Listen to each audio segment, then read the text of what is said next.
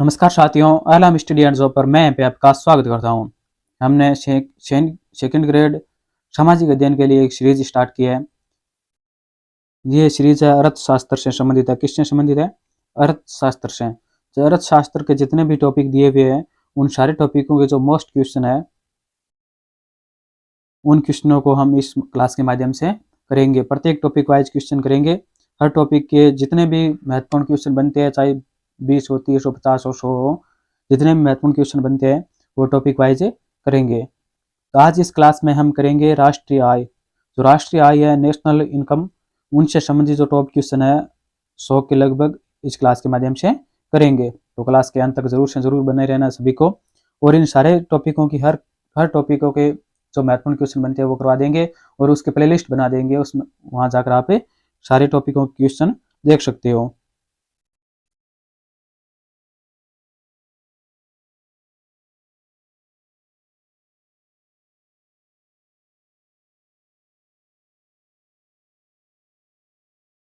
Start करते हैं। अभ्यासार्थ प्रश्नोत्तरी, यानी अभ्यास के लिए प्रश्नोत्तरी है।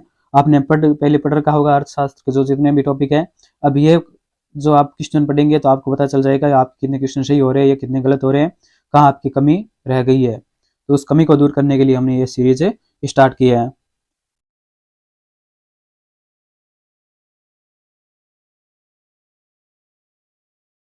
क्लास की शुरुआत करते हैं। प्रथम क्वेश्चन है, केवल देश में उत्पादित उत्पाद को शामिल किया जाता है। केवल देश में उत्पादित उत्पाद होता है उसको शामिल किया जाता है। तो किसमें शामिल किया जाता है? तो उसको जीडीपी में शामिल किया जाता है। किसमें शामिल किया जाता है? जीडीपी में। एक नंबर राइट आंसर हो जाएगा। नेक्स्ट है, वह अर्थशास्त्री जिसने राष्ट्रीय आय का संबंध उपभोग से जोड़ा है। वह अर्थशास्त्री कौन है जिसने राष्ट्रीय आय का संबंध उपभोग से जोड़ा है? तो वो कौन है? तो वो है फिशर। कौन है? फिशर है। 2 नंबर में 3 नंबर राइट आंसर हो जाएगा। 2 नंबर क्वेश्चन में 3 नंबर राइट आंसर हो जाएगा। नेक्स्ट है 3 नंबर क्वेश्चन, राष्ट्रीय आय से संबंध रखने वाले अर्थशास्त्री निम्न से है। जो राष्ट्रीय आय से संबंध रखती है वो अर्थशास्त्री कौन है? तो वो अर्थशास्त्री है मार्शल, पिग्गू, साइमन कुजनेस्ट एवं फिशर। ये तीनों ही क्या है? राष्ट्रीय आय से संबंध रखने वाले अर्थशास्त्री है। तो इसमें 4 नंबर राइट आंसर हो जाएगा। उपयुक्त सभी 4 नंबर राइट आंसर हो जाएगा 3 नंबर में। नेक्स्ट है 4 नंबर,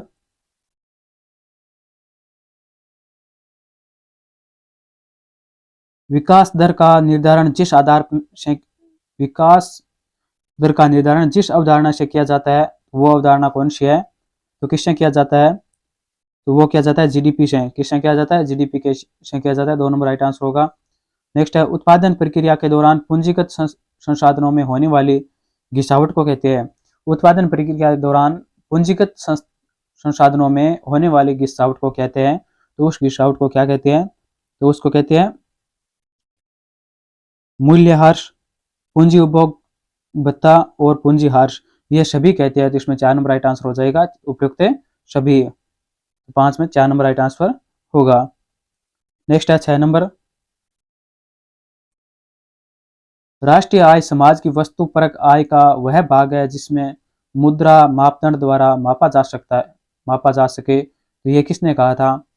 क्या कहा था कि राष्ट्रीय आय समाज की वस्तुपरक आय का वह भाग है जिसे मुद्रा मापदंड द्वारा मापा जा सकता है। तो ये किसने कहा था? 6 नंबर में 3 नंबर राइट आंसर हो जाएगा। पिग्गू ने कहा था। किसने कहा था? पिग्गू ने कहा था। 3 नंबर राइट आंसर होगा। आपको क्लास की अगर स्पीड अधिक लगे तो आप धीमी कर सकते हो। यूट्यूब से जाकर स्पीड है वो 0.75 पर कर सकते हो। अगर आपको स्पीड है वो धीरे धीरे लगे तो आप स्पीड है 5 कर सकते हो, 1.25 कर सकते हो। नेक्स्ट है, भौतिक अभौतिक वस्तुओं का संबंध राष्ट्रीय आय से किस अर्थशास्त्री से है? भौतिक अभौतिक वस्तुओं का संबंध राष्ट्रीय आय से किस अर्थशास्त्री से है? तो साथ में 1 नंबर राइट आंसर हो जाएगा। मार्शल से है। किससे है? मार्शल से। 1 नंबर राइट आंसर होगा। नेक्स्ट है, राष्ट्रीय आय लेखांकन से क्या अभिप्राय है? जो राष्ट्रीय आय लेखांकन है उससे क्या अभिप्राय है? तो उससे अभिप्राय है कि किसी अर्थशास्त्र के संस्थागत ढांचे के समस्त आर्थिक क्रियाकलापों का सांख्यिकी वर्गीकरण प्रस्तुत करना ही राष्ट्रीय आय का लेखांकन कहलाता है। तो इसमें 3 नंबर राइट आंसर हो जाएगा। नेक्स्ट है 9 नंबर, सकल राष्ट्रीय उत्पत्ति जीएनपी व्यक्त करती है। जो सकल राष्ट्रीय उत्पत्ति है वो क्या व्यक्त करती है? तो वो वस्तु प्रवाह को व्यक्त करती है, आय प्रवाह को व्यक्त करती है। तो इसमें 3 नंबर राइट आंसर होगा। उपयुक्त दोनों, 3 नंबर राइट आंसर हो जाएगा 10 में। नेक्स्ट है निम्न में से सही समीकरण है। यहाँ पर कुछ समीकरण दी हुई है, तो इसका सही समीकरण कौन सी है? तो वो समीकरण है जीएनपी बराबर जीएनआई बराबर जीएनई। ये तीनों बराबर होते हैं, तो इसमें 3 नंबर राइट आंसर हो जाएगा। नेक्स्ट है 11 नंबर, बाजार मूल्य पर शुद्ध राष्ट्रीय उत्पत्ति है। बाजार मूल्य पर शुद्ध राष्ट्रीय उत्पत्ति है, तो वो क्या है? वो है जीएनपी एमपी बराबर कोमा मूल्यह्रास। इसमें 1 नंबर राइट आंसर हो जाएगा। बाजार मूल्य पर शुद्ध राष्ट्रीय उत्पत्ति क्या है? जीएनपी मूल्यह्रास है। 11 में 1 नंबर राइट आंसर होगा। नेक्स्ट है साधन लागत पर शुद्ध राष्ट्रीय उत्पत्ति बराबर है। साधन लागत पर शुद्ध राष्ट्रीय उत्पत्ति बराबर है, तो उत्पत्ति बराबर क्या है? बाजार मूल्य पर एनएनपी अप्रत्यक्ष कर प्लस सब्सिडी। बाजार मूल्य पर एनएनपी बराबर क्या है? अप्रत्यक्ष कर प्लस सब्सिडी है। 1 नंबर राइट आंसर हो जाएगा। 12 में 1 नंबर राइट आंसर। नेक्स्ट है 13 नंबर, सकल घरेलू उत्पत्ति है। जो सकल घरेलू उत्पत्ति है वो क्या है? तो सकल घरेलू उत्पत्ति है वो है जीएनपी। जीएनपी क्या है? विदेशों से प्राप्त शुद्ध आय। जीएनपी बराबर क्या होता है? विदेशों से प्राप्त शुद्ध आय। 3 नंबर राइट आंसर हो जाएगा। नेक्स्ट है 14 नंबर, साधन लागत पर शुद्ध घरेलू उत्पत्ति है। साधन लागत पर शुद्ध घरेलू उत्पत्ति है, तो वो क्या है? वो है एनडीपी अपसी बराबर एनएनपी अपसी डैश विदेशों से प्राप्त शुद्ध विदेशी आय। ये क्या है? साधन लागत पर शुद्ध घरेलू उत्पत्ति है। 1 नंबर राइट आंसर होगा। नेक्स्ट है 15 नंबर, राष्ट्रीय आय की अवधारणा का महत्व निम्नलिखित में से राष्ट्रीय आय की अवधारणा का महत्व निम्नलिखित में से किस कारण से है? तो किस कारण से है? इसका राइट आंसर हो जाएगा अर्थव्यवस्था की आर्थिक प्रगति का अनुमान लगाने से है। अर्थव्यवस्था की आर्थिक प्रगति का अनुमान लगाने से है। 1 नंबर राइट आंसर हो जाएगा 15 में। नेक्स्ट है 16 में, राष्ट्रीय आय की अवधारणा है। जो राष्ट्रीय आय की अवधारणा है वो क्या है? वो है एक प्रवाह फ्लो। एक प्रवाह फ्लो,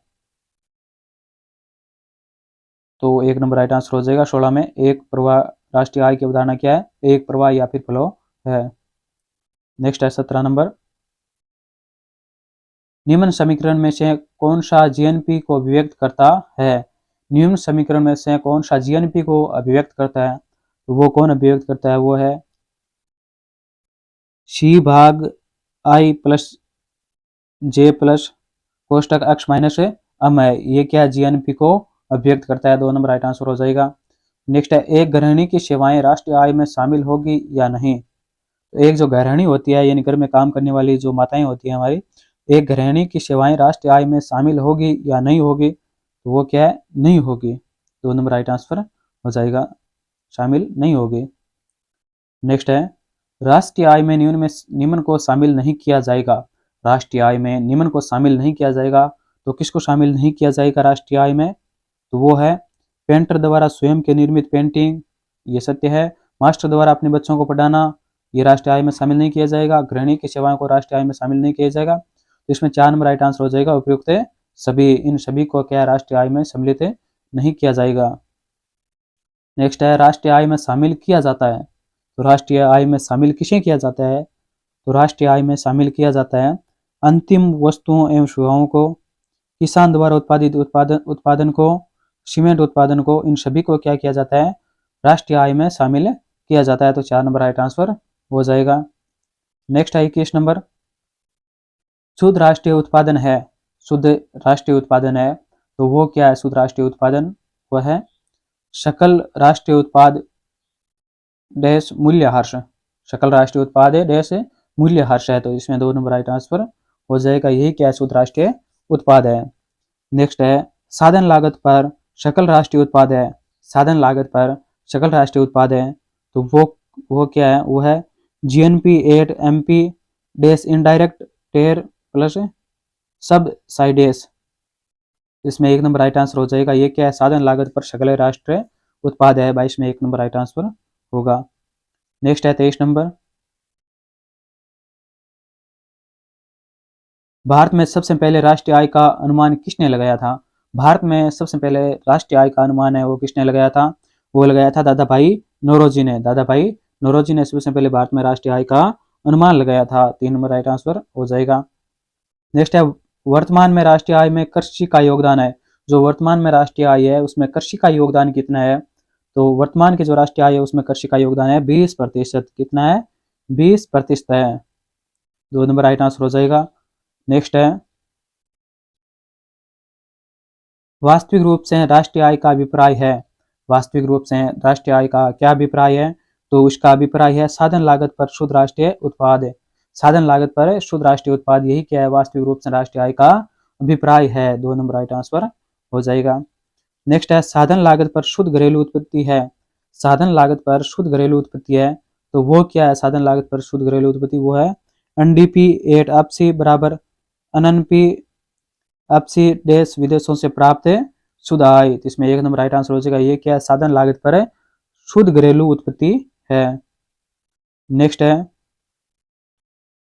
आय गणना के आधार पर जीएनपी में शामिल किया जाता है। आय गणना के आधार पर जीएनपी में शामिल किया जाता है तो क्या शामिल किया जाता है? वो किया जाता है मजदूरी, लाभ, वेतन और ब्याज शामिल किया जाता है। तो इसमें 4 नंबर राइट आंसर हो जाएगा। उपयुक्त सभी, इन सभी को क्या किया जाता है? जीएनपी में शामिल किया जाता है। नेक्स्ट है उत्पादन विधि से राष्ट्रीय आय को ज्ञात करने में निम्न को शामिल नहीं किया जाता है। उत्पादन विधि से राष्ट्रीय आय को प्राप्त करने में निम्न को शामिल नहीं किया जाता है। तो किसको शामिल नहीं किया जाता है? तो वो है मध्यवर्ती वस्तुओं का मूल्य को शामिल नहीं किया जाता है। इसमें 1 नंबर राइट आंसर हो जाएगा। नेक्स्ट है 29 नंबर। जीडीपी एवं एनडीपी में अंतर है। जीडीपी एवं एनडीपी में अंतर, तो जीडीपी और एनडीपी में अंतर क्या है? तो वो अंतर है मूल्यह्रास का। किसका अंतर है? मूल्यह्रास का अंतर है। 2 नंबर राइट आंसर हो जाएगा।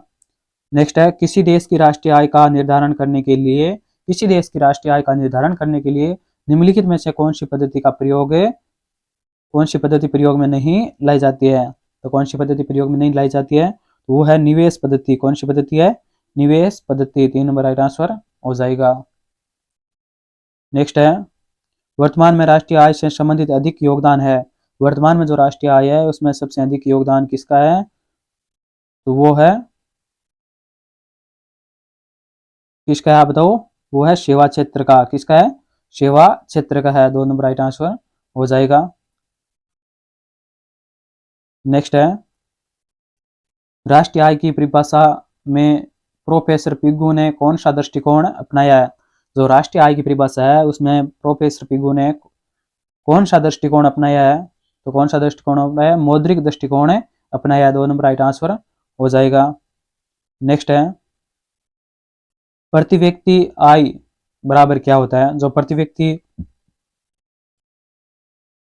आय होती है उसके बराबर क्या होता है? तो उसके बराबर होता है राष्ट्रीय आय बटा कुल जनसंख्या। ये होता है प्रति व्यक्ति आय बराबर। ये क्वेश्चन वेरी वेरी इंपॉर्टेंट है, क्वेश्चन आ सकता है परीक्षा में। भारतीय अर्थव्यवस्था की स्थिति है। जो भारत की अर्थव्यवस्था है उसकी स्थिति कैसी है? पिछड़ी है, विकसित है, विकासशील है या फिर अलग विकसित है? तो कैसी है? तो 34 में 3 नंबर राइट आंसर हो जाएगा। विकासशील है। भारत की अर्थव्यवस्था कैसी है? विकासशील है। जो अभी हाल ही में जो केंद्र सरकार है उसके प्रोजेक्ट द्वारा आने वाले 10-15 सालों में विकसित की श्रेणी में आ जाएगी। अभी क्या चल रही है? अभी विकासशील अर्थव्यवस्था चल रही है। नेक्स्ट है दादा भाई नौरोजी ने अपना पूंजी निकास सिद्धांत जिस पुस्तक में दिया है, तो किस पुस्तक में दिया है? दादा भाई नौरोजी ने अपनी पूंजी निकास सिद्धांत है वो किस पुस्तक में दिया है? तो वो दिया है poverty and in British rules India. Poverty and in British rule India में पूंजी निकास का सिद्धांत दिया है दादा भाई नौरोजी ने। 2 नंबर राइट आंसर हो जाएगा। नेक्स्ट है 36 नंबर। किसी देश में आर्थिक विकास की गणना का आधार क्या है? किसी देश में आर्थिक विकास की गणना का आधार क्या है? तो वो है, आधार क्या है? वह वास्तविक राष्ट्रीय आय में वृद्धि होना। वास्तविक राष्ट्रीय आय में वृद्धि होना और प्रति व्यक्ति आय में वृद्धि होना, ये दोनों ही क्या है, देश के आर्थिक विकास की गणना का आधार है। इसमें 3 नंबर राइट आंसर हो जाएगा। नेक्स्ट है 37 नंबर,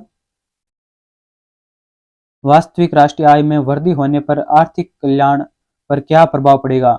जो वास्तविक राष्ट्रीय आय है उसमें वृद्धि होने पर आर्थिक कल्याण पर क्या प्रभाव पड़ेगा, तो उस पर क्या प्रभाव पड़ेगा, तो उस पर प्रभाव पड़ेगा कुछ नहीं कहा जा सकता है। इसके बारे में क्या है, कुछ नहीं कहा जा सकता है। 4 नंबर राइट आंसर हो जाएगा। नेक्स्ट है प्रति व्यक्ति आय में वृद्धि होने पर आर्थिक कल्याण।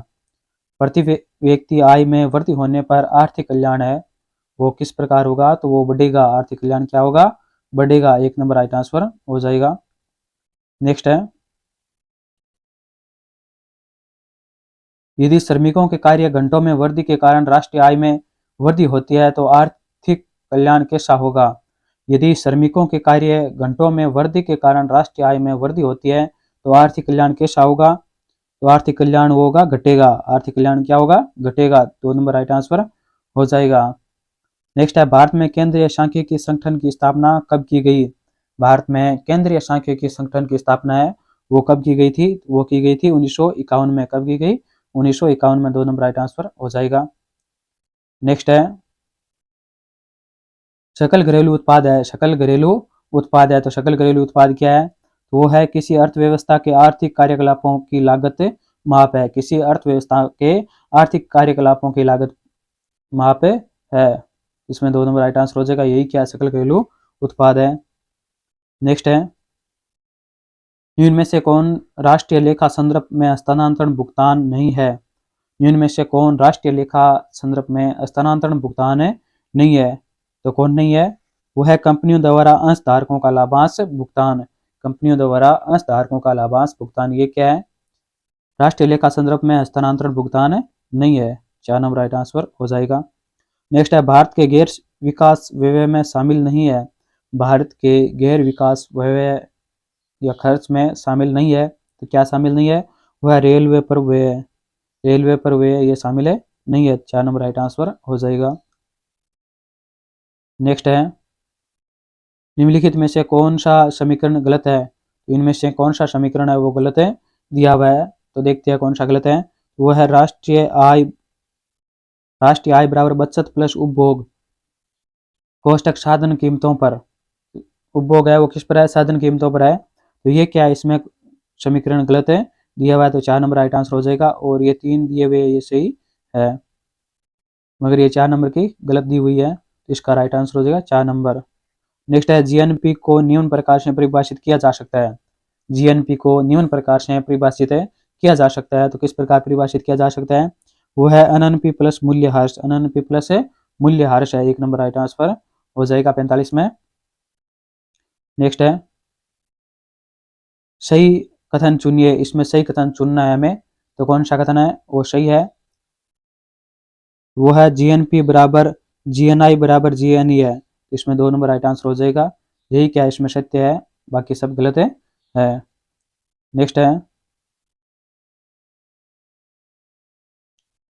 राष्ट्रीय ऋण में देय ब्याज शामिल होता है।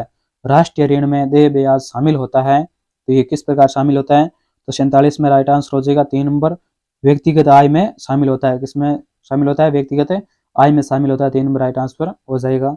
नेक्स्ट है, राष्ट्रीय आय समिति की स्थापना कब की गई। राष्ट्रीय आय समिति की स्थापना है वो कब की गई थी, तो वो की गई थी 1949 में। 1949 में की गई थी। 4 नंबर राइट आंसर हो जाएगा। नेक्स्ट है, एनडीपी प्राप्त करने के लिए जीडीपी में किसको घटाया जाता है। एनडीपी प्राप्त करने के लिए जीडीपी में किसको घटाया जाता है, तो किसको घटाया जाता है, मूल्यह्रास को घटाया जाता है। 1 नंबर राइट आंसर हो जाएगा। किसको घटाया जाता है, मूल्यह्रास को घटाया जाता है। नेक्स्ट है 50 नंबर, जीएनपी एवं जीडीपी में अंतर है। जीएनपी व जीडीपी में अंतर है, तो वो क्या है, तो वो है विदेशों से शुद्ध साधन आय का। विदेशों से शुद्ध साधन आय का अंतर है। 4 नंबर राइट आंसर हो जाएगा। नेक्स्ट है, कौन सा कथन सत्य है, यानी इसमें कौन सा कथन है वो सत्य दिया हुआ है, वो हमें बताना है। तो देखते हैं कौन सा कथन सत्य है। वो है एनआई बराबर लागत प्लस मजदूरी प्लस ब्याज प्लस लाभ। ये क्या है, सत्य दिया हुआ है, बाकी सब गलत है। इसमें 1 नंबर राइट आंसर हो जाएगा 51 में। नेक्स्ट है 52 नंबर, जीएनपी में क्या शामिल नहीं होता है? जीएनपी में क्या शामिल नहीं होता है? तो क्या शामिल नहीं होता है? हस्तांतरण भुगतान शामिल नहीं होता है। 3 नंबर राइट आंसर हो जाएगा। नेक्स्ट है किसी देश की राष्ट्रीय आय से अभिप्राय होता है? किसी देश की राष्ट्रीय आय से अभिप्राय होता है, तो क्या अभिप्राय होता है? वो है विभिन्न उत्पादन के साधनों की आय, विभिन्न उत्पादन के साधनों की आयों के योग से अभिप्राय होता है राष्ट्रीय आय का। तो इसमें 2 नंबर राइट आंसर हो जाएगा। 53 में 2 नंबर। नेक्स्ट है 54 नंबर, निम्नलिखित में से कौन एनएनपी का अंग नहीं है? निम्नलिखित में से कौन एनएनपी का अंग नहीं है? तो एनएनपी का अंग कौन सा नहीं है? 54 में 2 नंबर राइट आंसर हो जाएगा। व्यापारिक हस्तांतरण, ये क्या एनएनपी का अंग नहीं है?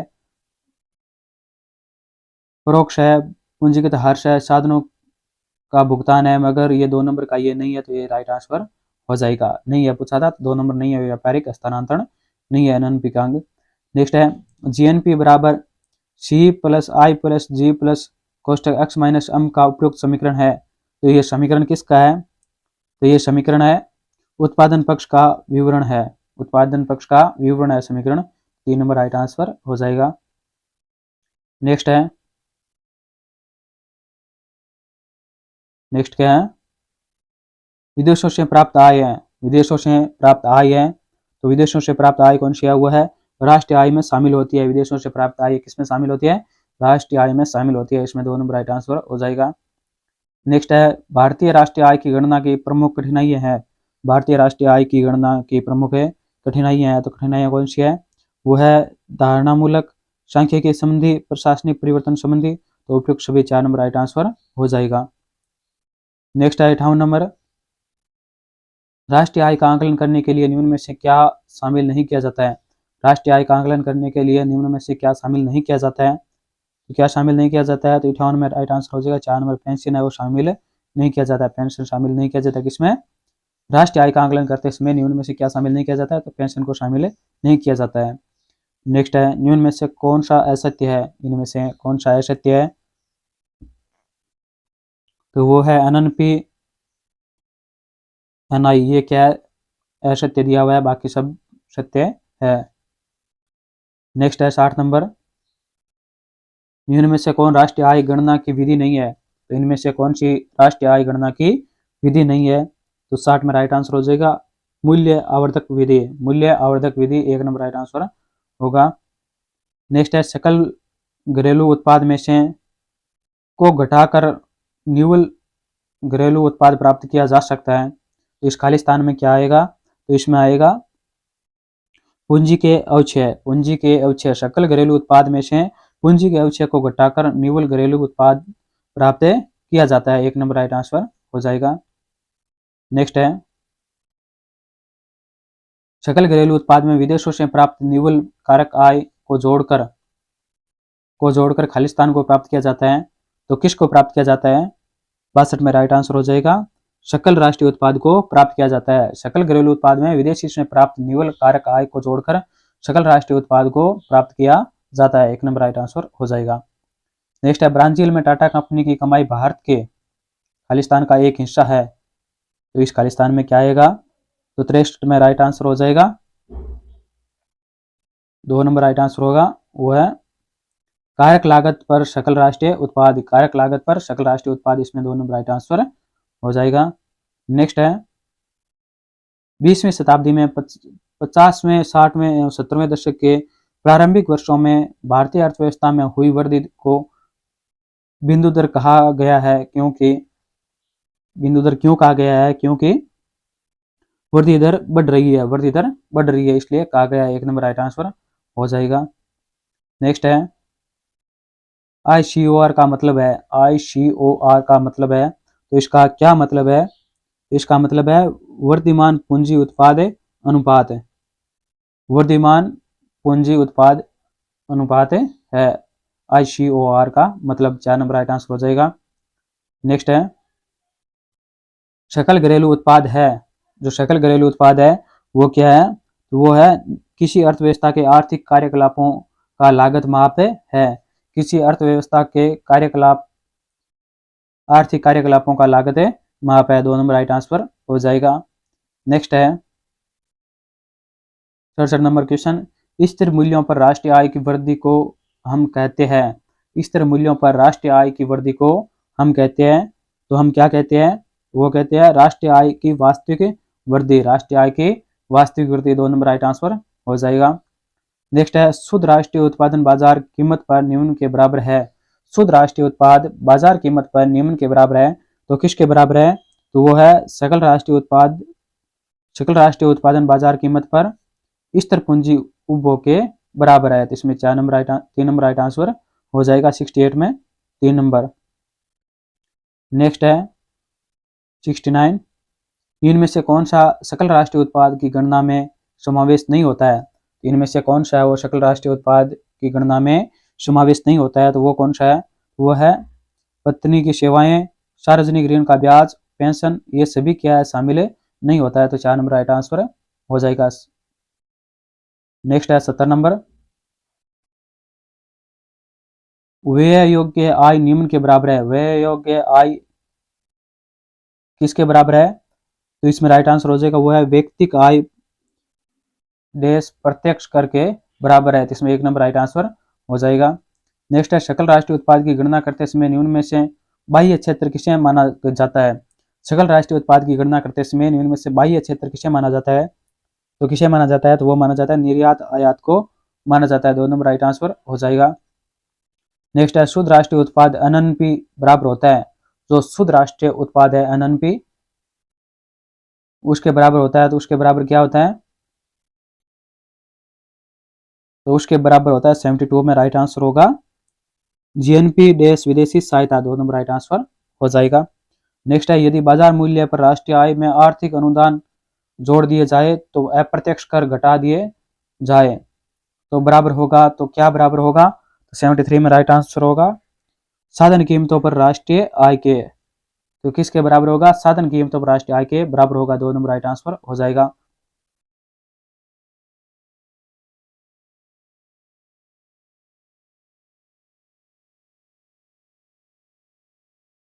इसी के साथ हमने अर्थव्यवस्था के संबंधित जो टॉप क्वेश्चन थे प्रथम इकाई के वो 73 क्वेश्चन कंप्लीट करवा दिए हैं। ये क्लास आपको कैसी लगी कमेंट बॉक्स में कमेंट करके अपनी राय जरूर से जरूर देवे, और क्लास को लाइक शेयर एंड सब्सक्राइब जरूर से जरूर करें।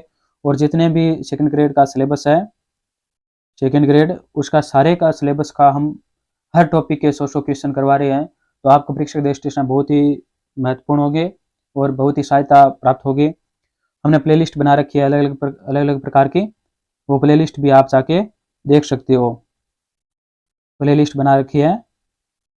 और जो इस पूरे सिलेबस का एक कंबाइंड जो मॉडल पेपर होगा वो भी मॉडल पेपर की सीरीज हमने स्टार्ट कर रखी है। परीक्षा से पहले हम आपको 20 मॉडल पेपर करवा देंगे। तो चैनल को सब्सक्राइब नहीं किया तो सब्सक्राइब करें, अपने दोस्तों के पास शेयर करें, लाइक करें, जिससे हमें मोटिव मिलता है और हम अच्छे क्वेश्चन और लेकर आते हैं। इसी के साथ क्लास के अंत तक बने रहने के लिए सभी को बहुत बहुत धन्यवाद। जय हिंद, जय भारत।